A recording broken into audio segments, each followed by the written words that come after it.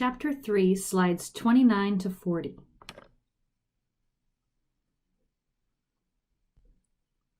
Now we're going to discuss a little bit about having the molecules in an acid-base chemistry reaction within a solvent system. Okay, and there's two things that I'd like to discuss. One's called a leveling effect, and the other thing is called solvation. Both of these are going to play a role in the acid-base chemistry. So we're taking our acid-base reaction chemistry up to the last level.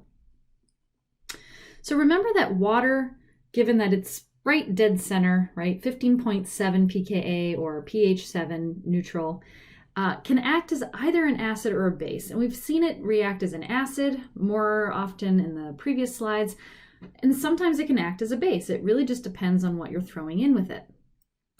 Now, water is often used in acid-base chemistry because of its high polarity and ability to dissolve the highly polar acids and bases that we're working with. However, acids and bases can be very affected by the solvents that they're dissolved in.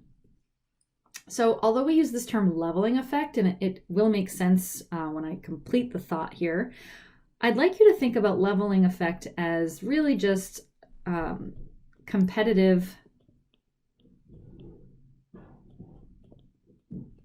chemistry with the solvent. And when you have competitive chemistry with the solvent, a leveling effect has the potential of occurring. What do I mean by that? Okay, well, let's take a look at this reaction down here. We've got H2SO4, which we know is a very strong acid. Okay, so maybe you've chosen to use H2SO4 because you need, for whatever reaction you're trying to run, you want this H2SO4 to very willingly, very easily and quickly offload its H+. Because it's, look at it, pKa -9, man, it can get rid of that H+ at the drop of a hat. So you decide, I'm going to take my H2SO4 and use it in a reaction. And you decide, as the solvent, to use water. Okay. The problem is that water, as a solvent, can act as a base. And if you test to see if it's possible, like, will water be strong enough of a base to react with the acid? Well, you can answer that question by doing an acid-base reaction. Just take the H2SO4, which you're interested in, react it with the solvent, perform an acid-base equilibrium, and test. Using the skills that we just learned about equilibria, we can test whether or not this is going to occur, or if they're just going to stay as water and H2SO4. So what we do is we set up an equation where H2SO4 and water, what if they reacted? Well, if they reacted, then the water would grab the proton from H2SO4, leaving the oxygen negative behind. And you would end up with the conjugate base and the conjugate acid. H2SO4 was acting as the acid, and the water was acting as the base. Okay, so then if we know pKa's, the acid on the left is H2SO4, and I know that pKa is -9 because I looked it up. And then I look at the right, and I look at the conjugate acid on the right, and I see it's a hydronium ion, and I looked it up, and it has a pKa of -1.7. Thus, the hydronium ion is the weaker acid. And I know that equilibrium favors the weaker acid. So I'm going to write a better equilibrium arrow system here, showing that indeed H2SO4 and water would preferably exist as the O- conjugate base and the hydronium ion. Now look what you've done. If you've chosen water as your solvent with H2SO4, you have now had the H2SO4 react with water, the solvent, and if it's sitting like this, if it sits in solution as the hydronium ion preferably, then the pKa is negative 1.7 in your solution. You did not effectively add a negative 9 pKa acid. You did, but then that acid sort of leveled out and fell apart. Why? Because it was competing with whatever you're trying to, maybe you needed that acid to do something else, but by using water as the solvent, it reacted with water very readily, and it kind of diminished the effect of your acid. Your acid is no longer sitting as a negative 9 hydrosulfuric acid. It's actually sitting, after it's reacted with water, it's sitting as a hydronium negative 1.7 acid. So you've lost the strength that you thought you were putting in by choosing a solvent it was interacting with.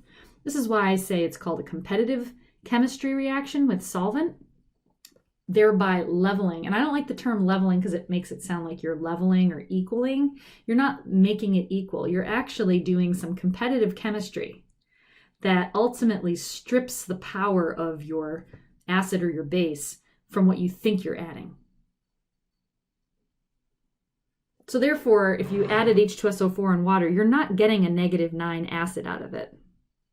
So you always have to think about the solvent you're using as a competitive force. Like, could my reagent react with the solvent? In a perfect world, solvents are there just so that things go into solution and have the opportunity to meet. They're not supposed to be, unless you want it to, but solvents are just there to dissolve everything. You don't want them interacting with your starting materials because that's just going to lead to byproducts in chemistry you don't intend. That's what's happening here. So because water can act as an acid or a base, it tends to have a leveling effect when you're reacting strong acids or strong bases in your solution, in the chemistry you intend to do. Bases stronger than OH- cannot be used in water.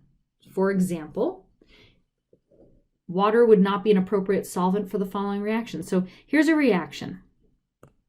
What we intend, what we want this reaction to do is we want this negative nitrogen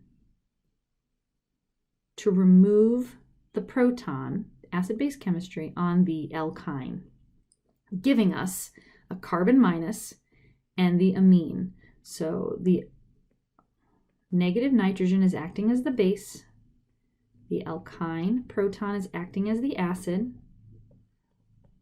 conjugate base is the carbon minus, and the conjugate acid is the amine. Okay, I know that carbon minus is a much more stable negative charge than the nitrogen minus. And we learned this as that one exception to the ARIO rule. So this one is more stable. So that's why the arrow is going in that direction. Okay, so that's the chemistry that we want to have happen. If we added water as our solvent to get these into solution, now we're in a competition. The pKa of the proton on an alkyne, you can look it up, right, is about 25. It's an about symbol, not a negative. It's around 25. The pKa of water, we already know that, is 15.7.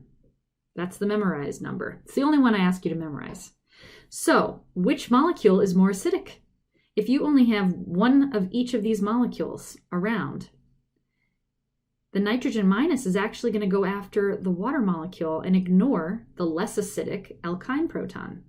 So now your solvent is competing, right, in a way against the molecule that you're intending for the chemistry to happen with because it's more acidic. So this wouldn't work very well for you because what would happen is that you would end up with your alkyne, and think about it too, it's your solvent, so there's a lot more of that floating around too. So not only is it a better acid, this is the better acid, they're both acids, but one of them's a better acid than the other. What you'd end up with is the amine and OH minus. Okay, you might think, well, couldn't the OH minus now act as the base and remove the proton? This is a question I'd like for you guys to think about. What you would have to do is understand if this base is strong enough to deprotonate the alkyne. Set up another acid-base reaction between this alkyne and this base and do your pKa values. Write it out as if it happens the way you want it to happen and see which way the equilibrium arrows go. Will it deprotonate the alkyne, or will the starting materials be favored? Having you do that on your own, let's think about an alternative solvent to use. Which one of the following might be a better choice?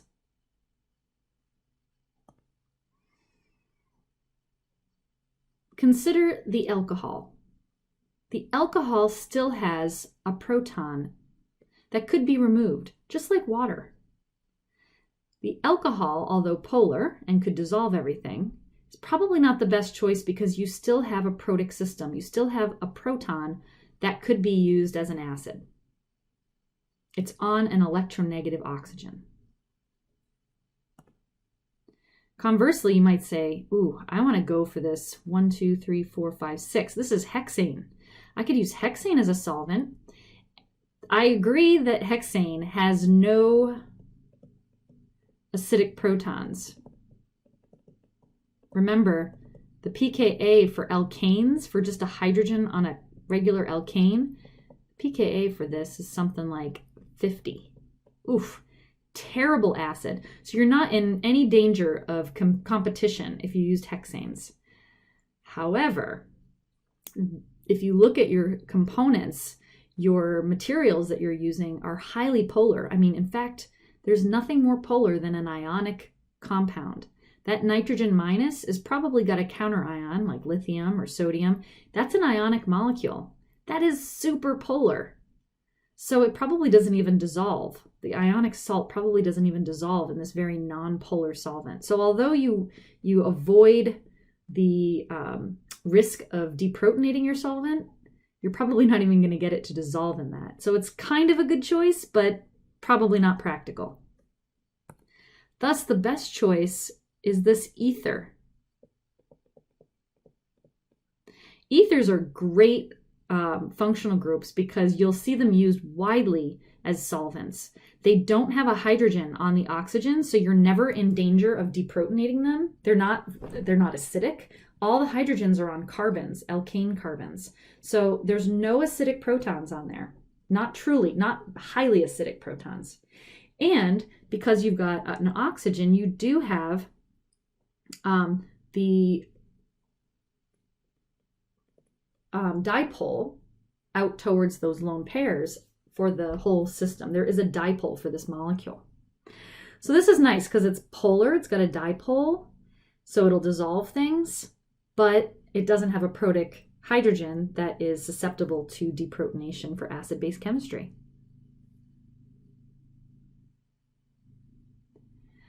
Solvation is the second thing I wanted to talk about, and this involves, rather than the solvent being sort of a bad force, a competitive force that stops you from having the pKa you desire, solvation can also help in stabilizing.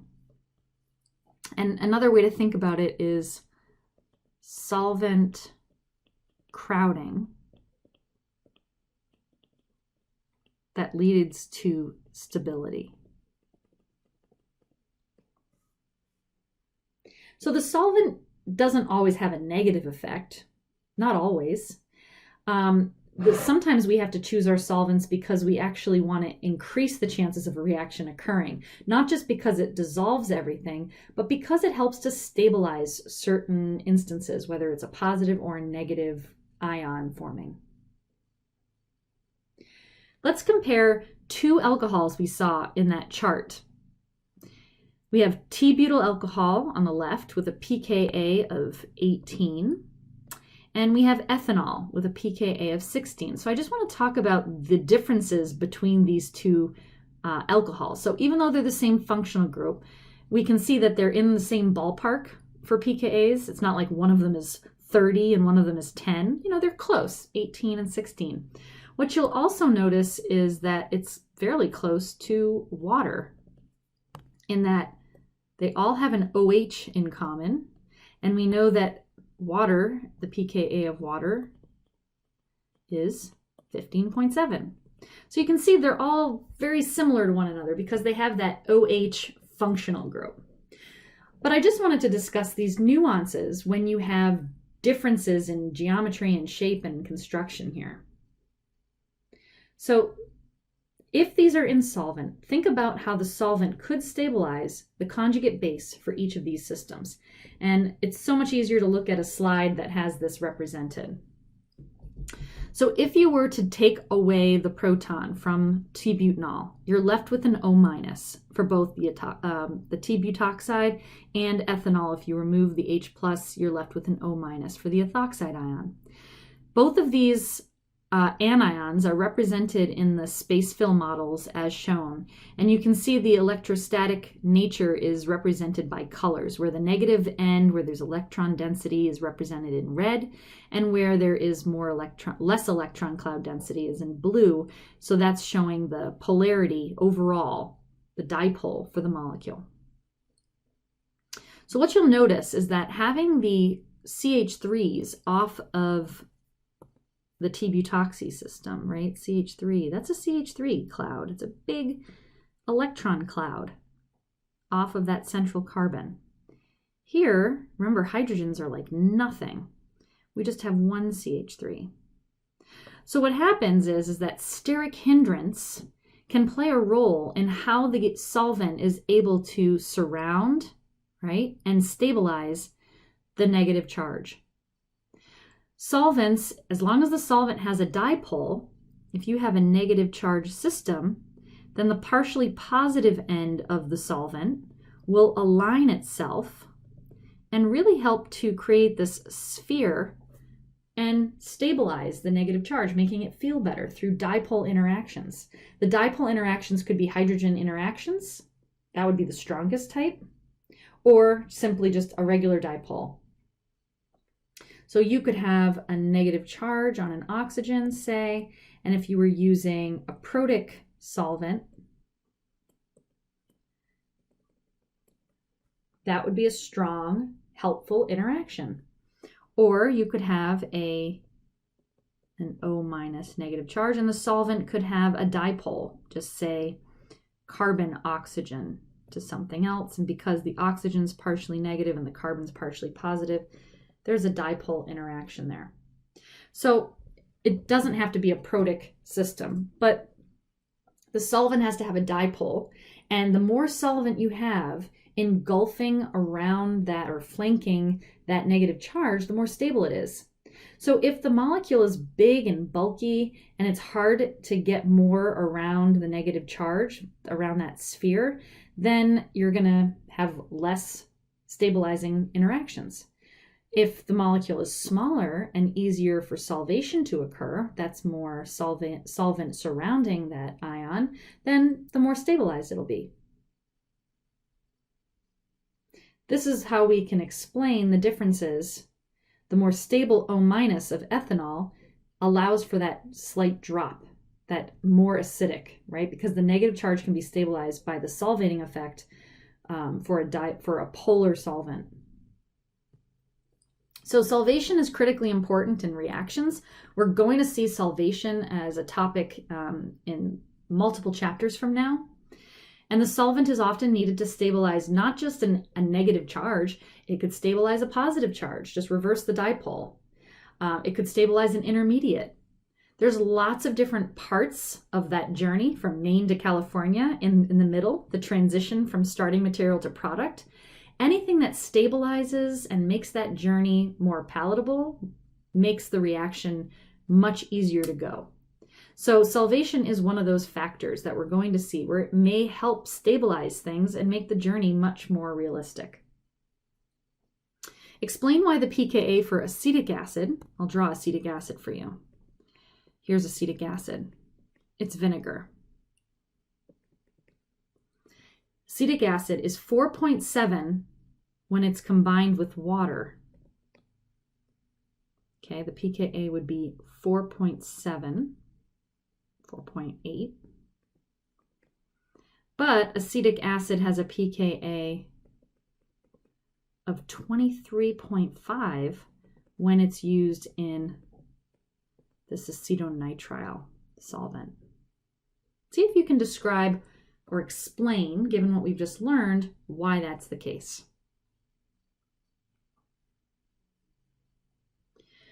I also want to talk about counterions. Sometimes it's like those bond line structure drawings. My God, these organic chemists, they just make us assume things all the time. And I know we end up just thinking we're talking to a bunch of folks that know exactly what we're talking about, and we get lazy. We're so lazy we don't draw hydrogens on carbons, and gosh, we stopped drawing even in those lone pairs, which seem to be pretty important in arrow pushing. And you know what? We're even going to stop drawing counterions half the time. Why? Because they don't play a large role in actually being part of the product we're interested in. So they are not often the important / interesting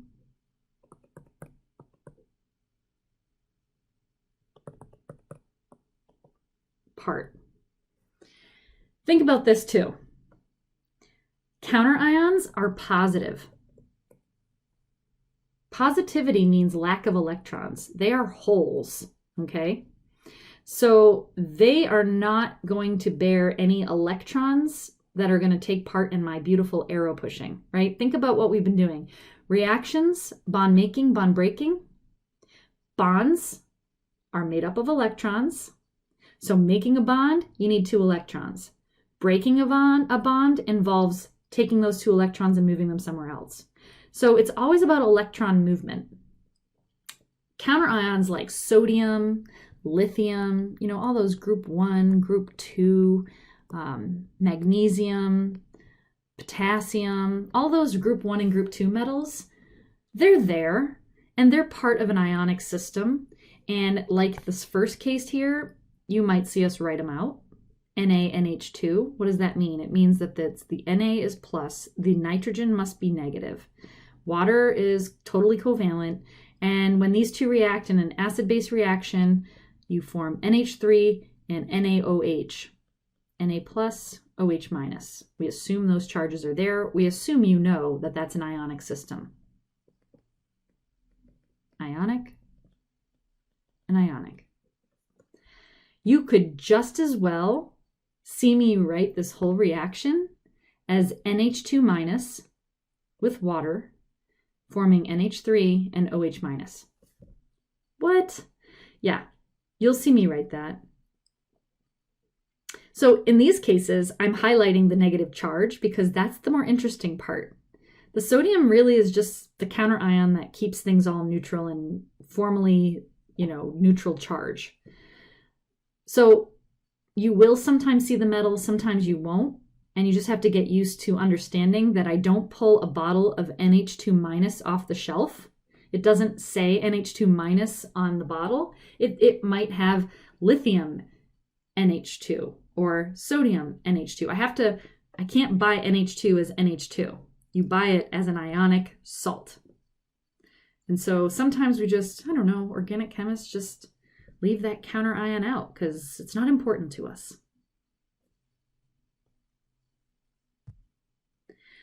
Last thing that I talk about in this chapter is Lewis acids and bases. As I mentioned, if I did you a favor, we would never introduce any other concept of acid-base chemistry other than Lewis acid-base definition. That would be a one and done, one-stop shop definition for acids and bases.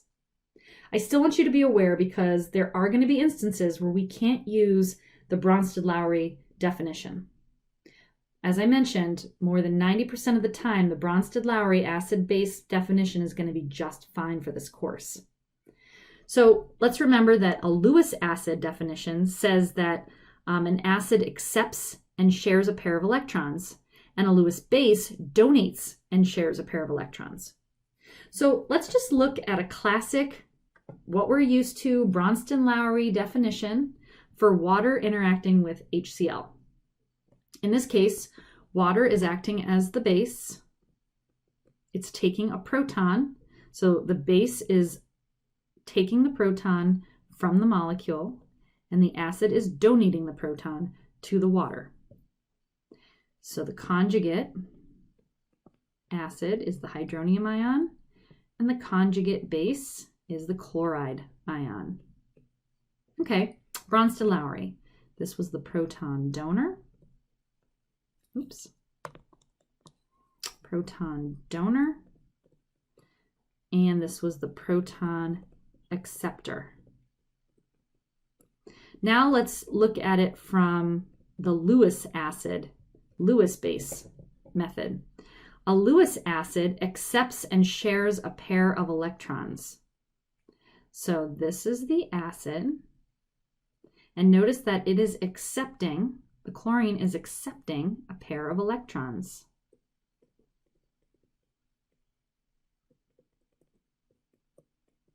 Right? The chlorine accepted a pair of electrons. While the Lewis base donates or shares a pair of electrons, the oxygen is taking that lone pair and sharing it now with the hydrogen as a bond. So this is a lone pair share. The oxygen took its lone pair and decided to share it as a bond. So do you see how it works?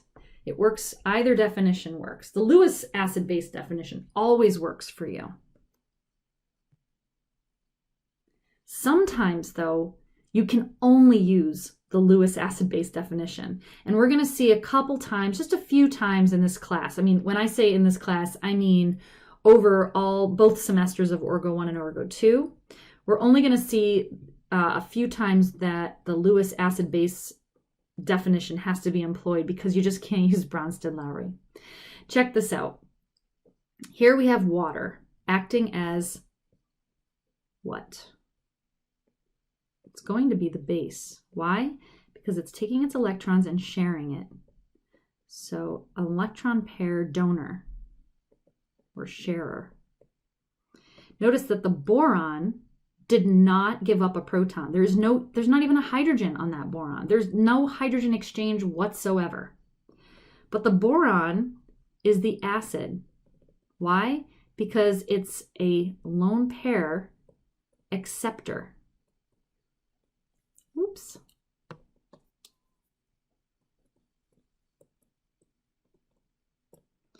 There was no exchange of protons. So if I was trying to do Bronsted-Lowry acid-base definitions, I'd be lost. I'd be like, this is not an acid-base reaction. But it is. It falls under Lewis acid, Lewis base definitions. And we end up with this complex here. And these are the types of things that we will see in a few reactions in the future. So don't worry too much right now about it, but about identifying Lewis acid, Lewis base reactions, but I do want you to be able to know the definition of them, and when told, understand why it's a Lewis acid or a Lewis base. Here are a summary of the retrieval cues and critical skills I want you to be very good at. I'd like you to master these. And I've left you with some practice problems, given what we've just learned in this chapter 3. Ranking the following bases in order of increasing strength. This is hard because I want you to do it relative to acidity and then reverse it for basicity.